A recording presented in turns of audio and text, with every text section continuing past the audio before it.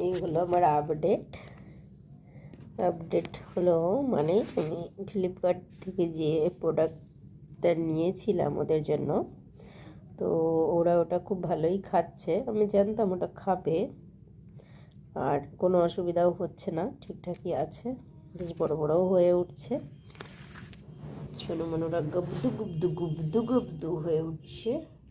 পুটলি পুরো ভরে ভরে দিয়েছি আমি, এখন সিরিঞ্জ করেই খাওয়াই আমি ওদের।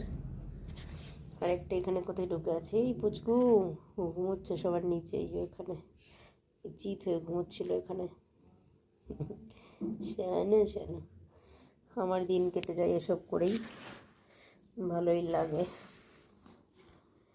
তো আমি আজকে এখনও খাইনি, দুপুরেও খাইনি, কারণ আমার ভালো এইগুলোতেই আমার সময় চলে যায়।